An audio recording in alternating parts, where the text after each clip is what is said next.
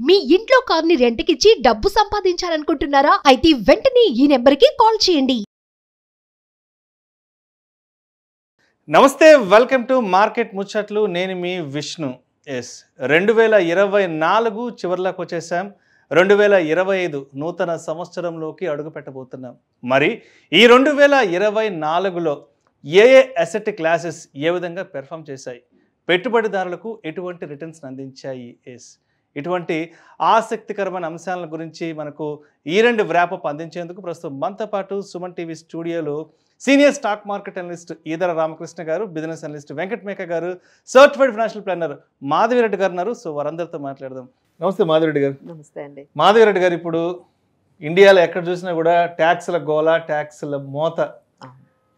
నిర్మలా సీతారామన్ గారిని సోషల్ మీడియాలో పెద్ద ఎత్తున ఆవిడ డిస్కషన్స్ ట్రోల్ చేస్తున్నారు. ఏంటంటే ట్యాక్స్లు అనేవి మొన్నటి వరకు ఏదో క్యాపిటల్ గెయిన్స్ మీద లేకపోతే ఇంకేదైనా ఇన్కమ్స్ మీద ఓకే, అది అందరూ డైజెస్ట్ చేస్తున్నారు. కానీ పాప్కార్న్ మీద, పల్లీల మీద, బఠానీల మీద, వేరుశనగ పప్పుల మీద కూడా ట్యాక్స్ అంటే అది కామన్ మ్యాన్ డైజెస్ట్ చేసుకోలేకపోతున్నాడు కదా. ఏంటి అసలు దీని మీద మీ కామెంట్ ఏంటి? సో ఒకవైపు డైరెక్ట్ ట్యాక్సెస్ని ఒకలా చూడాలండి. డైరెక్ట్ ట్యాక్సెస్ అంటే మీకు ఇన్కమ్ ఉన్నప్పుడు మాత్రమే మీ ఇన్కమ్ ఒక లెవెల్కి ఉంటే మీకు ట్యాక్స్ పడుతుంది. కానీ ఈ జిఎస్టీలు ఉన్నాయి చూడండి, ఇన్కమ్తో సంబంధం లేదు. ఎవరికైనా మీరు పెట్రోల్ కొట్టించుకున్నా మీకు ట్యాక్స్ పడుతుంది, థియేటర్కి వెళ్ళి పాప్కార్న్ తిన్నా ట్యాక్స్ పడుతుంది. సో ఇవేంటంటే ఇవి తప్పించుకోలేకపోతున్నారు కామన్ పర్సన్స్. ఈ జిఎస్టీలు మాత్రం చాలా చాలా ఇబ్బంది పెడుతున్నాయండి. సో అంటే ఇప్పుడు మనం చూసుకుంటుంటే మేబీ ఒక 10 crore పీపులే ఓన్లీ ఫైల్ చేస్తున్నారు అని, వాళ్ళు ఇంకా ఎక్కువ మంది చేయాలి అని ఒకవైపు చెప్తున్నారు. మరి జిఎస్టీ ప్రతి ఒక్కరికి ఇంపాక్ట్ అవుతుంది కదా. కామన్ పర్సన్ అంటే ఆయన ఇన్కమ్తో సంబంధం లేదు, అందరూ అది కట్టాల్సి వస్తుందండి. ఇంకా ఎప్పటి నుంచో మా వైపు నుంచి, అందరి వైపు నుంచి చెప్తున్నాము, బాబు హెల్త్ ఇన్సూరెన్స్ మీద కొంచెం జిఎస్టీ తగ్గించండి. అదండి ముందు అసలు మీరు నమ్మరు 12%, తర్వాత ఒక 10% ఉండేదండి. వీళ్ళు అలా దాన్ని అసలు అదేదో కమోడిటీ, అదే నెసెసిటీ కాదు చూడండి, అదేదో దీని కమోడిటీ లాగా దాన్ని తీసుకొని వెళ్ళి లగ్జరీ ప్రోడక్ట్ ఉంటుంది చూడండి. అంటే ఏం జరుగుతుందంటే ఇన్సూరెన్స్ అనే దానికి పెద్ద ప్రయారిటీ లేకుండా పక్కన పెట్టేసి పకోడీల మీద, చెకోడీల మీద, పాప్కార్న్ల మీద వేస్తుంటే సగటు భారతీయుడు అనేవాడు నిజంగా దీన్ని డైజెస్ట్ చేసుకోలేకపోతున్నారండి. మేమంతా ఏంటంటే ఏవైతే ప్రోడక్ట్స్ మనకి నెసెసిటీస్ ఉంటాయో వాటి మీద అంత జిఎస్టీ ఎందుకండి? మీరు లగ్జరీ ప్రోడక్ట్స్ మీద వేసుకోండి, ఇంపోర్ట్ గూడ్స్ మీద వేసుకోండి. ఎవరైతే కామన్ పర్సన్కి కాదో ఓన్లీ హెచ్ఎన్ఐస్ లేకపోతే బాగా డబ్బులు ఖర్చు పెట్టుకునే వాళ్ళు వాడే వస్తువుల మీద వేయండి, వాళ్ళు చేసే సర్వీసెస్ మీద వేయండి.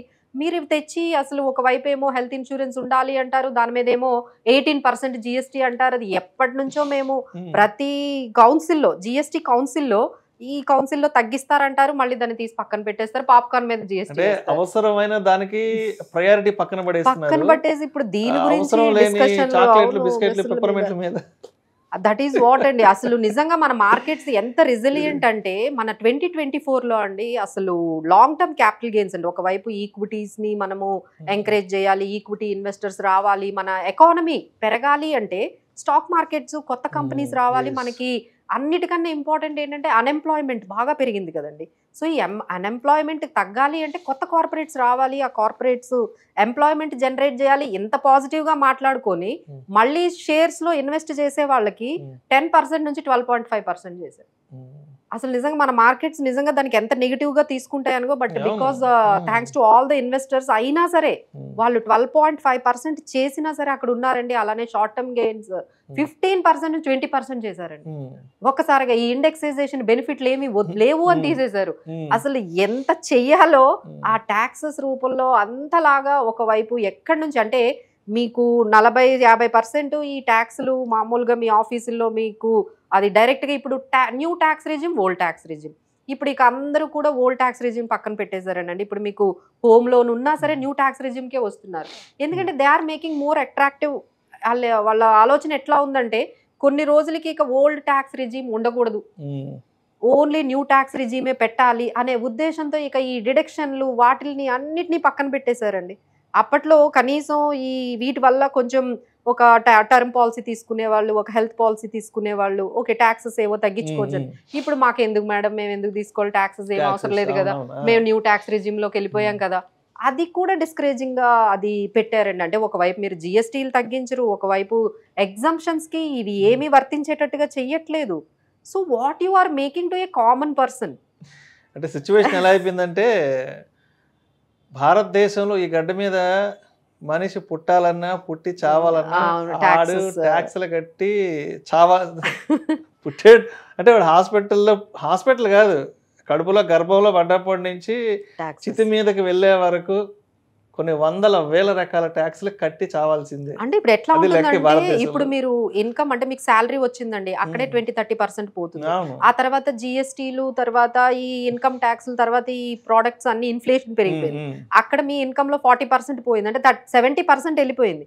సరే ఈ 30% తీసి ఎక్కడైనా ఇన్వెస్ట్ చేద్దాం అనుకుంటే మళ్ళీ అక్కడ కూడా 12.5%, 20%, అంటే ఆల్రెడీ అక్కడ ట్యాక్స్ కట్టిన అమౌంటే కదండి తెచ్చి పెడుతుంది. ఇన్వెస్ట్ ఇప్పుడు ఆల్రెడీ ట్యాక్స్ కట్టాము, తెచ్చి ఓ దగ్గర ఇన్వెస్ట్ చేస్తున్నాము, దాని మీద కూడా మీరు ఇంత ట్యాక్స్ వేస్తే ఇంక ఏమో వాళ్ళు సంపాదించాలి అంటేనే భయం వేస్తుంది. అంటే పెద్ద పెద్ద జీతాలు వద్దు, ఏదో ఈ చిన్న 40,000 లేదండి, రూపాయలు సంపాదించాలంటే భయం వేస్తుంది. వాళ్ళకు కూడా హ్యాపీ లేదండి ఇంత ఇప్పుడు ఇంట్లో ఇద్దరు సంపాదిస్తున్నారండి, ఆమె ఒక 1 lakh తెచ్చుకుంటుంది, ఈయన ఒక 1 lakh తెచ్చుకుంటున్నారు, అయినా ఎండ్ ఆఫ్ ది డే మా డబ్బులన్నీ ఎటు వెళ్ళిపోతున్నాయి అంటే ఆ ట్యాక్స్లు, ఇన్ఫ్లేషన్లు వీటికే వెళ్ళిపోతుంది. ఇంకా ఆర్బీఐ అయితే 1 year అయిందండి, 1.5 year అయింది, ఇప్పటి వరకు ఇంట్రెస్ట్ రేట్స్ తగ్గించలేదు. So many things people are just getting confused అన్నమాట. సో ఈదర్ రామకృష్ణ గారు, మీ దగ్గరకు చూస్తున్నాం కదా ట్యాక్స్లు, పాప్కార్న్ మీద, పకోడీల మీద, చెకోడీల మీద, ఏదో సెకండ్ హ్యాండ్ కార్లు అమ్మితే దాని మీద అంటున్నారు కదా, ఏంటి అసలు ఈ విపరీతమైన ఈ ట్యాక్స్ల మీద మీ కామెంట్ ఏంటి? ఒక కామన్ మ్యాన్ పాయింట్ ఆఫ్ వ్యూలో ఎలాంటి కామెంట్ ఇస్తారు? రీసెంట్ జిఎస్టీ మీటింగ్ తర్వాత ఈ పాప్కార్న్ ఇష్యూ వచ్చిందండి బయటకి. ఈ పాప్కార్న్ క్యారమలైజ్డ్ అయితే 18%, లేకపోతే సాల్టెడ్ అయితే 5%, ఇట్లా స్పెసిఫిక్గా చెప్పడం, దీని మీద చాలా సోషల్ మీడియాలో చాలా దుమారం రేగింది, చాలా మీమ్స్ రావడం నిర్మలా సీతారామన్ గారి మీద, ఇవన్నీ చూసాము. మెయిన్గా ఇప్పుడు ఏం చేస్తారంటే బిజినెస్ పీపుల్ న్యాచురల్గా ప్రతిదీ సాల్ట్ అని చెప్పి వాళ్ళు 5%కే కుదిస్తారు క్యారమిల్ అయినప్పటికీ. అంటే వాళ్ళు తప్పించుకునే అవకాశం ఉంటుంది, ఎక్సెప్ట్ వెరీ బిగ్ కార్పొరేట్స్, అంటే పెద్ద పెద్ద కార్పొరేట్స్, ఎఫ్ఎంసీజీ కంపెనీస్ మినహాయించి చిన్న చిన్న లోకల్ వెండర్స్ అందరూ కూడా ఎక్కడైతే ట్యాక్స్ తక్కువ ఉంటుందో అదే ప్రోడక్ట్ అని బిల్లింగ్లో కొడుతూ ఉంటారు. ఇది అన్నెసరీగా వాళ్ళ మీద దుమారం రేగేటెడ్ చేసుకోవటమే కానీ పెద్దగా లబ్ధి పొందే అవకాశం తక్కువ అని నేను అనుకుంటున్నాను. సెకండ్ థింగ్ ఏంటంటే కార్స్ మీద, సెకండ్ హ్యాండ్ కార్స్ అమ్మేటప్పుడు పర్టికులర్గా ఇండివిజువల్స్ మినహాయించారు. కార్పొరేట్స్ కనుక సెకండ్ హ్యాండ్ కార్ అమ్ముకుంటే, సపోజ్ ఒక 60 లక్షల కార్ ఉందనుకోండి కార్పొరేట్ కంపెనీకి, ఆ కార్ 30 లక్షలకు అమ్మితే డిఫరెన్స్ అమౌంట్ ఏదైతే ఉంటుందో 60లోంచి 30 తీస్తే 30 మిగులుతుంది కాబట్టి ఆ 30 మీద 18% జిఎస్టీ విధించారు. అంటే దాదాపుగా 5.5-6 లక్షలు మళ్ళీ ట్యాక్స్ కట్టుకోవాల్సి వస్తుంది కార్పొరేట్ కంపెనీ. ఇది కూడా చాలా పెద్ద ఎత్తున ప్రజల్లో, అంటే కార్పొరేట్ వర్గాల్లో కోపానికి గురి చేసింది. ఎందుకంటే సెకండ్ హ్యాండ్ కార్ అమ్ముకునేటప్పుడే దాని మీద కొంత లాస్ అవుతారు. జనరల్గా వాళ్ళు లాస్ అవటము, డిస్పోజ్ చేద్దామని చూస్తున్న తరుణం వల్ల వచ్చిన డబ్బుల్లో మళ్ళీ ఇప్పుడు అతను రిసీవబుల్ అమౌంట్ 30 lakhs ఉంటుంది. 30 lakhs మళ్ళీ 6 లక్షలు కట్టేస్తే అతను కేవలం 24 lakhs రియలైజ్ అవుతుంది. అంటే అసలే లాస్ కమ్ముకుంటున్న సందర్భంలో మళ్ళీ దాని మీద కొంత అమౌంట్ పోగొట్టుకోవడం, అంటే మళ్ళీ డిప్రిషియేషన్కి ఇచ్చే క్రెడిట్ ఏదైతే ఉందో అది మళ్ళీ వెనక్కి తీసుకున్నట్లు అయిపోయింది. సో ఇది ప్రజలకి, అంటే ప్రజల్లో వ్యతిరేకత వచ్చింది. ఇలాంటి చిన్న చిన్న విషయాల మీద ఎక్కువ ఫోకస్ చేయడం వల్ల గవర్నమెంట్ రాబట్టుకునేది ఏమో ఉండకపోయినప్పటికీ గవర్నమెంట్ మీద వ్యతిరేకత పెరిగే అవకాశాలు ఉన్నాయి. అట్లాగే అన్ని విధాల ట్యాక్సెస్ అనేవి హయ్యర్ అమౌంట్స్కి ఇంకా చాలా పెద్ద అమౌంట్స్ ఉన్నాయి. అంటే ఇప్పుడు క్యాపిటల్ మార్కెట్కి వస్తే లాంగ్ టర్మ్కి 12.5, షార్ట్ టర్మ్కి 20%, అదే డెరివేటివ్స్లో ట్రేడ్ చేస్తే 30%, ఇంట్రాడే ట్రేడ్ చేస్తే 30%, ఇట్లా అన్ని రకాల ట్యాక్స్లు ఉన్నాయి. అట్లాగే బాగా కోట్ల రూపాయల్లో సంపాదించే వాళ్ళకి సర్చార్జీలు కూడా ఉన్నాయి. అంటే 30% అబోవ్, అంటే 1 crore అబోవ్ ఇన్కమ్స్ వస్తే 12% సర్చార్జ్ ఉంది ఆన్ ఇన్కమ్. అంటే వాళ్ళ ట్యాక్స్ డైరెక్ట్గా 42-43 సెస్లతో కలుపుకుంటే 45 దాకా వెళ్ళే అవకాశం ఉంది. సో ఇవన్నీ కూడా ఒక ట్యాక్స్, అంటే ఇప్పుడు దాని మీద చాలా మీమ్స్ అన్ని మనం చూస్తున్నాం, వేరే కంట్రీస్ తో కంపేర్ చేసి చూపిస్తున్నారు. దుబాయ్ తో కంపేర్ చేసినప్పుడు ఇండియాలో ట్యాక్సెస్ ఎలా ఉంది, అవన్నీ కంపేర్ చేసినప్పుడు వెల్తీ పీపుల్ కొంచెం మూవ్ అయ్యే అవకాశం ఉంది. అంటే బయట సంపన్నులు బయట దేశాలకు వెళ్ళే అవకాశం ఉంది, అక్కడ ఇన్వెస్ట్ చేసుకొని అక్కడ వాళ్ళు చిన్నగా షిఫ్ట్ అయిపోయే అవకాశాలు ఉంటాయి. కాబట్టి ఇండియాలో చాలా కేర్ఫుల్. ఈవెన్ బయటకు వెళ్దాం అనుకున్న TCS అని పెట్టారు 20% ట్యాక్స్ కలెక్షన్ అట్ సోర్స్ అని చెప్పి ఫారెన్ వెళ్ళిపోదాం డబ్బు తీసుకెళ్ళిపోతున్నారు, తప్పించుకెళ్ళిపోదాం ఎంత కొంత లాగేస్తారు, 20% కట్టి నువ్వు వెళ్ళిపోతున్నారు. సో అది కూడా భారీగా ఉంది. కాబట్టి ఎక్కడ లాక్ చేయడం జరిగింది ఇండియాలో ప్రజలు, ఎస్కేప్ ట్యాక్స్ కూడా కట్టాలి. కాబట్టి కొంచెము రీజనబుల్ గా, అంటే ట్యాక్సెస్ అంటే భయాందోళనకు గురి చేయకుండా కొంచెం రీజనబుల్ గా, అంటే ప్రజలు కూడా ఆనందంగా కట్టేటట్టు ఉండాలి ముక్కుపిండి వసూలు చేసే కంటే.